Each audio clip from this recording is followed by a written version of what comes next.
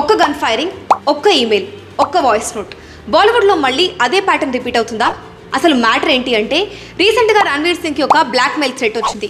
US number నుండి రణ్వీర్ మేనేజర్కి వచ్చిన వాట్సాప్ వాయిస్ నోట్లో డైరెక్ట్గా 10 crores డిమాండ్ చేసి థ్రెటన్ చేశారు. ఈ డిమాండ్లో అలెజిడ్లీ హ్యారీ బాక్సర్ అనే వ్యక్తికి లారెన్స్ బిష్నోయ్ గ్యాంగ్తో సంబంధం ఉందని చెప్తున్నారు. ఇక కంప్లైంట్ ఇచ్చిన వెంటనే ముంబై పోలీస్ సెక్యూరిటీని ఇమ్మీడియట్గా పెంచేశారు. క్రైమ్ బ్రాంచ్ ఇన్వెస్టిగేషన్ స్టార్ట్ చేసి నెంబర్ ట్రేస్ చేయడానికి యుఎస్ అథారిటీస్ని కాంటాక్ట్ అయ్యారు. కానీ ఇలాంటి ఇన్సిడెంట్ జరగడం ఇది ఫస్ట్ టైం అయితే కాదు. ఈ థ్రెట్ సల్మాన్ ఖాన్ దగ్గర నుంచి స్టార్ట్ అయ్యాయి. సల్మాన్ ఖాన్ని Lawrence Bishnoi gang 1998 black buck poaching case తర్వాత ఆల్మోస్ట్ 2 decades నుండి టార్గెట్ చేస్తుంది అని రిపోర్ట్స్ చెప్తున్నాయి.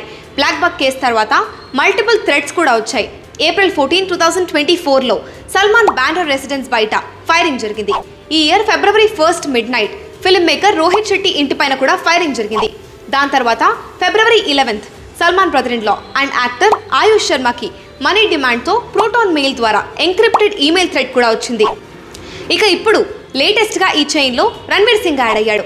సో క్వశ్చన్ ఏంటి అంటే, ఇది ర్యాండమ్ ఇన్సిడెన్సా లేదా బాలీవుడ్ని టార్గెట్ చేస్తున్న ఆర్గనైజ్డ్ ప్యాటర్నా? మీరేమనుకుంటున్నారు? కామెంట్లో చెప్పండి.